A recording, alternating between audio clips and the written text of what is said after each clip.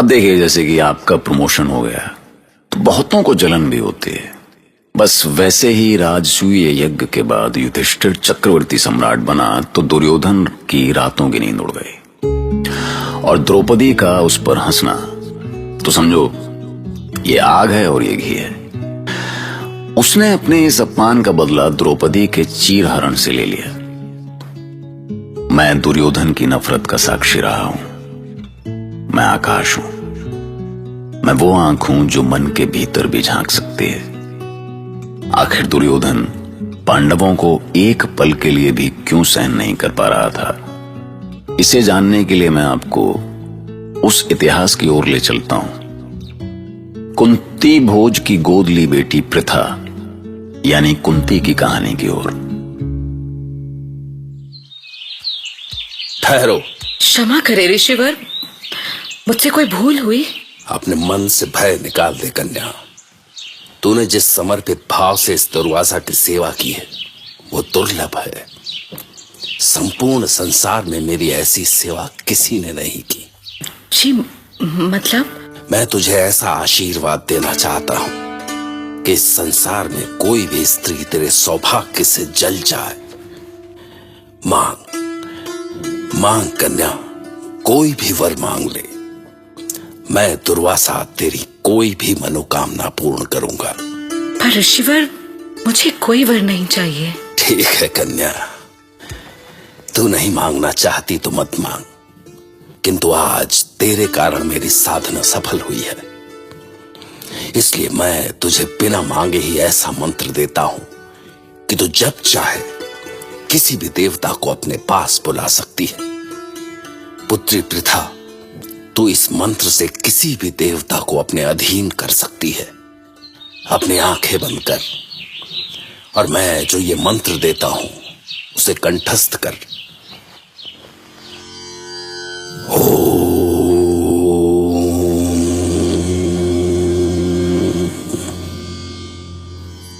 अब आंखें खोल कन्या और आजीवन इस मंत्र को अपने हृदय में संभाल कर रखना। कल्याण हो।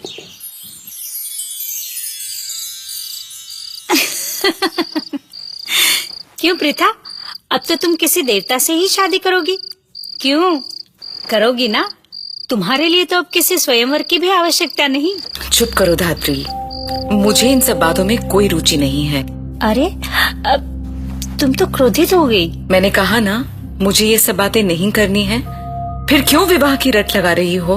पर प्रथा, क्या ऐसा भी हो सकता है कि देवता किसी कन्या के अधीन हो जाए? कहीं महर्षि दुर्वासा ने तुमसे हास्य तो नहीं किया?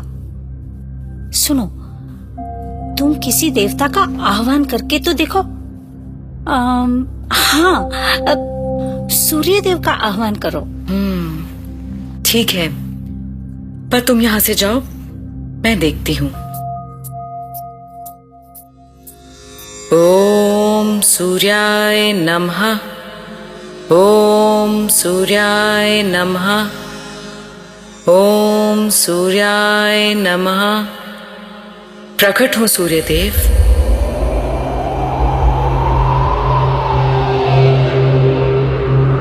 प्रथा, आंखें खोलो प्रथा। देखो, मैं तुम्हारे सामने हूं। मुझे पर पुरुष को देखकर लाज आती है सूर्यदेव। लाज कैसी प्रथा, मैं तुम्हारी कामना पूर्ण करने आया हूं। तुमने मंत्र शक्ति से मेरा स्मरण किया है।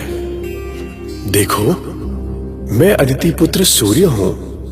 देखो, तुम मेरा स्पर्श का अनुभव कर सकती हो। क्षमा करे देव, मैं तो बस मंत्र का प्रभाव देखना चाहती थी। आपको जो भी कष्ट हुआ हो उसके लिए मैं क्षमा चाहती हूँ। तुम मेरा स्मरण अकारण नहीं कर सकती देवी। क्या तुमने कभी किसी ऐसे पुत्र की कामना नहीं की जो मेरे समान परम प्रतापी, पराक्रमी और कवच कुंडल से सुशोभित हो? कल्पना तो की है सूर्यदेव, पर मैं तुम्हारी उन्हीं कामनाओं को तो सच करने आया हूँ। नहीं देव, अभी तो मेरा विवाह भी नहीं हुआ। मैं पुत्र को जन्म कैसे दे सकती हूँ? यह अधर्म है सूर्यदेव। मेरा वरदान अधर्म नहीं है देवी। पर मैं अपने माता पिता से क्या कहूंगी, समाज से क्या कहूंगी? यदि तुम मेरे वरदान को ठुकराओगी तो तुम्हें मेरे कोप का भागी बनना पड़ेगा। किंतु सूर्यदेव, मैं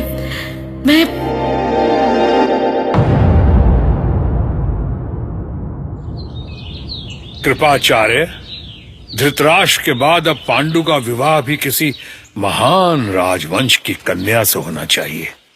सुना है कुंती भोज की कन्या अति सुंदर और सुशील है।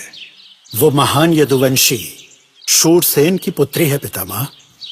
कुंती भोज ने उसे बड़े लाड़ प्यार से पाला है। यदि आपकी सहमति हो कृपाचार्य, तो मैं कुंती भोज को संदेश भेजूं।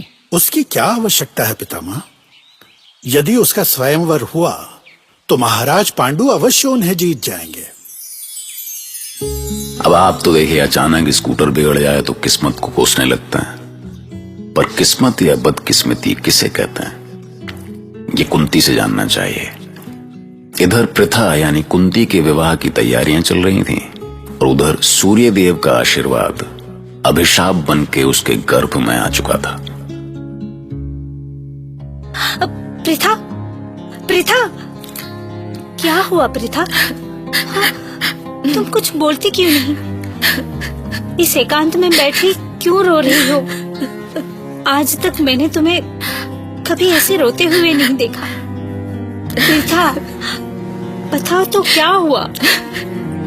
मैं अपनी ही भूल पर आंसू बहा रही हूँ धात्री। मैंने सूर्यदेव का आह्वान किया था और बस करो प्रिथा, बस करो। मैं समझ गई, पर तुमने कोई अधर्म नहीं किया है। पर मेरे गर्भ में सूर्यदेव की संतान पल रही है धात्री। मैं इस संसार और अपने ही माता पिता की दृष्टि में गिरना नहीं चाहती। नहीं नहीं, तुम बिल्कुल चिंता मत करो।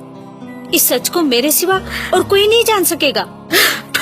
पर ये मेरा गर्भ, इसकी रक्षा मैं करूंगी। अति सुंदर, अति कोमल, अति पवित्र, साक्षात देवी स्वरूप है कुंती भोज की कन्या। महाराज पांडु, अगर आप उन्हें देखेंगे तो देखते ही रह जाएंगे। पर मैं कैसे देख सकता हूँ उसे? पितामह भीष्म जानेंगे तो क्या सोचेंगे? परंतु महाराज, पितामह यह स्वयं चाहते हैं कि आपका विवाह देवी कुंती अर्थात पृथा से हो। वो आपके योग्य है महाराज। मंत्रीवर, आपने देवी कुंती के संबंध में इतना कुछ कह दिया है कि मैं उनके दर्शन की इच्छा रोक नहीं पा रहा हूँ। चिंता न करें महाराज, मैं स्वयं आपसे उनके मिलने का प्रबंध करूंगा। किंतु अभी तो वो नदिया किनारे एक कुटिया में साधना कर रही है। हे ईश्वर, मेरा बालक है ये, कितना सुंदर है। धात्री, मैं इस बालक को नहीं छोड़ सकती। चाहे मेरे प्राण ही क्यों न चले जाए, मैं इसे नहीं छोड़ पाऊंगी। मैं समझती हूँ प्रिथा, तुम्हारा अपना रक्त है ये, इसे कैसे छोड़ सकती हो तुम? पर राजकुमार, यदि तुमने अपनी भावना को नहीं रोका तो महाराज और महारानी का विश्वास टूट जाएगा। जानती हूँ धात्री, जानती हूँ। इसलिए तो हम यहाँ नदी के तट पर आए थे। अपने गर्भ को छिपाने के लिए ही तो मैं साधना के बहाने इतने दिन यहाँ रही। पर अब मैं इसका मुंह नहीं छोड़ पा रही हूँ। इसमें कोई व्यवस्था नहीं है प्रिथा। हम ऐसा कुछ करेंगे कि तुम्हारे माता पिता का विश्वास भी बना रहे और तुम्हारी ये संतान भी जीवित रहे। पर कैसे होगा ये? मैंने सारा प्रबंध कर दिया है। यहाँ से कुछ दूर इसी नदी के किनारे हस्तिनापुर का एक सेवक अधीरथ रहता है। वो निसंतान है। तुम्हारा ये बालक उसके यहाँ रहेगा, वहीं पलेगा। पर कैसे? हम कहेंगे क्या उससे? अरे तुम्हें कुछ कहना ही नहीं है। अधीरथ इसे अपनी संतान मानकर पालेगा। और फिर क्या? बोलो ना धात्री, चुप क्यों हो गई? और जब तुम हस्तिनापुर जाओगी तो ये बालक तुम्हें वहीं मिल जाएगा। क्या? तुम क्या कह रही हो ये? मैं सच कह रही हूँ। तुम महाराज पांडु के हृदय में बस गई हो। उनका गुप्तचर चुपके से तुम्हें देखकर भी गया है और मुझे पूरा विश्वास है कि महाराज पांडु स्वयंवर में तुम्हें जीत ले जाएंगे। और तुम्हें पता है, उनका हृदय इतना विशाल है कि वो अवश्य इस बालक को अपना लेंगे। क्या कह रही हो तुम ये धात्री? मैं अपने बालक को केवल इस विश्वास से भूल जाऊं कि भविष्य में ये मुझे मिल जाएगा। मैं इस बालक को सुरक्षित अधिरथ की गोद में पहुंचा दूंगी तो तुम्हारी ममता भी जीवित रहेगी। मेरा विश्वास करो प्रीता, मैं जो भी कह रही हूँ तुम्हारे भले के लिए ही कह रही हूँ। देख लेना, मैंने जो कहा है वही होगा। तुम हस्तिनापुर की वधू बनोगी। पूरे हस्तिनापुर को इस मंगल उत्सव में सम्मिलित होने का निमंत्रण दो। पांडु का विवाह हम पूरे उल्लास और उमंग से करना चाहते हैं। भंडार खोल दो। हस्तिनापुर की प्रजा में अन्न, वस्त्र और रत्न दान का प्रबंध करो। किंतु पितामह, अभी तो हमें केवल स्वयंवर का ही निमंत्रण मिला है। हम कैसे मान लें कि राजकुमारी कुंती स्वयंवर में मेरा ही वरण करेगी? तुम योग्य हो पांडु, अपनी योग्यता पे भरोसा रखो। कुंती भोज की पुत्री तुम्हारा ही वरण करेगी। पर यदि ऐसा नहीं हुआ तो?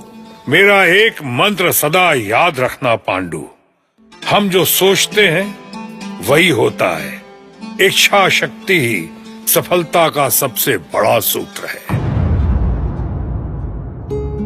तो भैया ऐसी इच्छा शक्ति के साथ पांडु स्वयंवर के लिए भोजपुर पहुंचे, जबकि उधर धात्री कुंती के सूर्य से पैदा हुए बेटे को एक सुंदर टोकरी में डालकर नदी में बहा चुकी थी।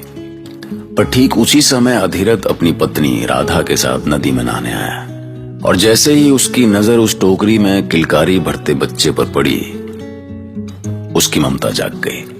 दरअसल किस्मत नदी की वो धारा है जो हमारे मन से चलती है और आखिरकार हम वहीं पहुंच जाते हैं जहां हम जाने की कोशिश करते हैं। समझ में आई बात? समझते रहिए, सुनते रहिए महाभारत।